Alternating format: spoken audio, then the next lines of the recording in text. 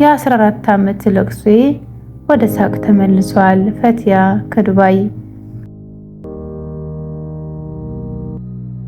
ይህ የቀልብ ዶክተር ድምጽ ነው። አልሐምዱሊላህ። ታካሚዎቻችን የሚድኑ በእኛ ኃይል እንዳይመስሎት በአላህ ኃይል ብቻና ብቻ ነው።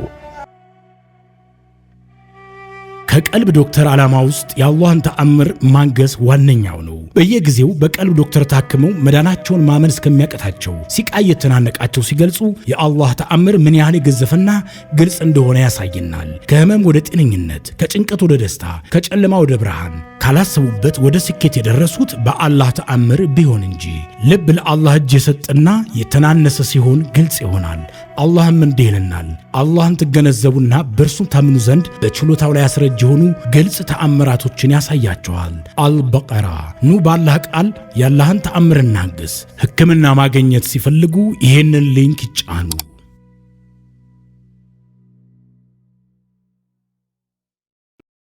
አሰላሙ አለይኩም ወራህመቱላሂ ወበረካቱሁ።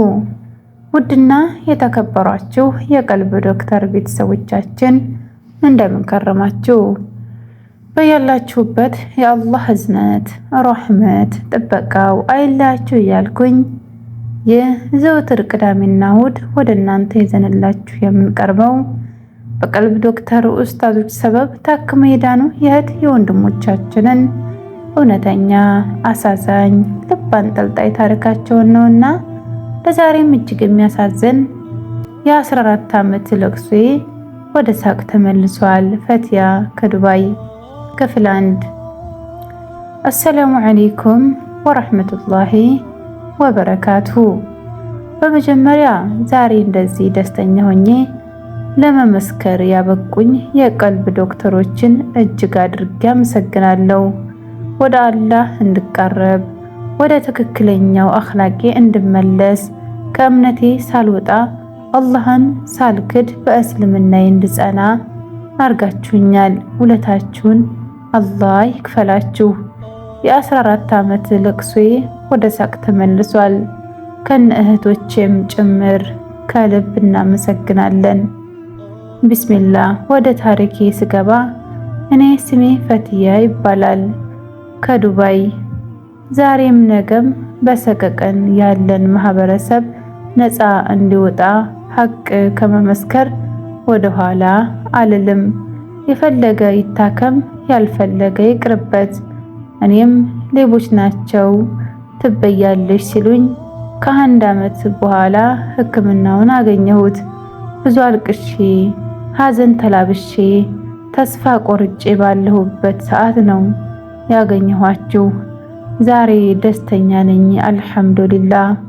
እና ሙስታዜ እኔ የ23 ዓመት ወጣት ነኝ። የቤታችን የመጀመሪያ ሴት ልጅ እኔ ነኝ። ቤታችን በጣም ሀብት ነበር። በእንክብካቤ አሳድገውኛል። ነገር ግን 9 ዓመቴ ሲሞላ ቤታችን በእሳት ተቃጠለ። አለ የተባለ ንብረት ጨርሶ ወደመ። በሰው ርብርብና በእርዳታ ትንሽዬ ቤት ተሰራ። እርሻችን ላይ መጀመሪያ ቁጥር የሌለው የተለያዩ ምርቶች አዝመራ በኩንታል በአመት ከ50 ኩንታል በላይ ያመርት ነበር። በወቅቱ አባቴ የመንግስት ሰራተኛም ነበር። ቤታችን የተቃጠለ ሰሞን ከስልጣኑም አወረዱት። ቤታችን ቀስ በቀስ ረሃብ ገባ። በጣም ይርበን ነበር። በሆነ ምክንያት በአንዴ 3 ሰው ታመመ። ምክንያቱ አይታወቅም። በወቅቱ ለዚህ ድንገተኛ ህመም ቤት ውስጥ ያለ ነገር ተሽጦ ለሕክምና ይውላል። በቀጣይ አሁንም እንደዚሁ ታመሙ። ምክንያቱ አይታወቅም።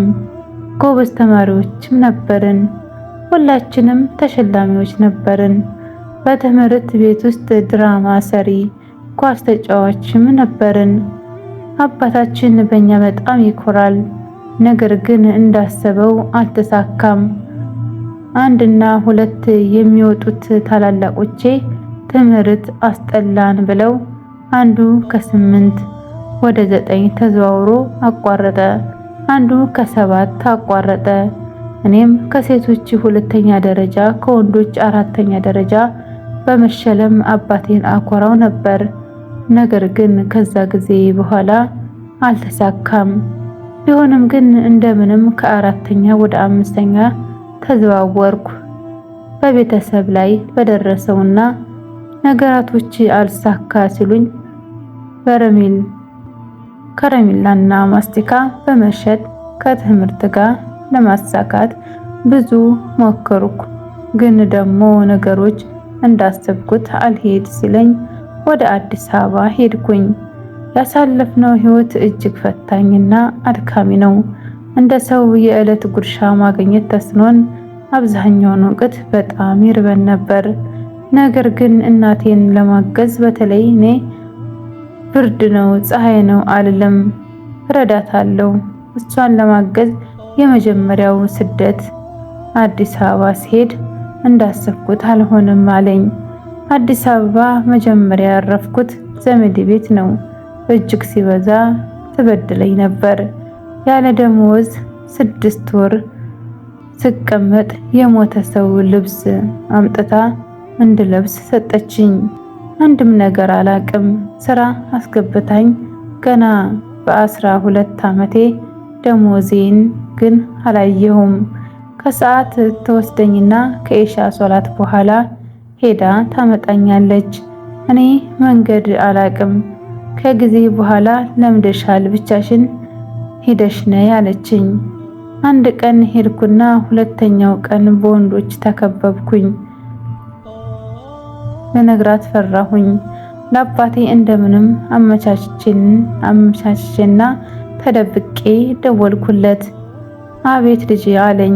እኔ ከመሞት ወይም ሴትየዋ አሳፍሪያት ከምትላት እምቢ ካልክ በመኪና ጎማ ገብቼ ነፍሴን አጠፋለሁ አልኩት። ይሄ ከአቅሜ በላይ የሆነ ህይወት ስለሆነ ወሰንኩኝ።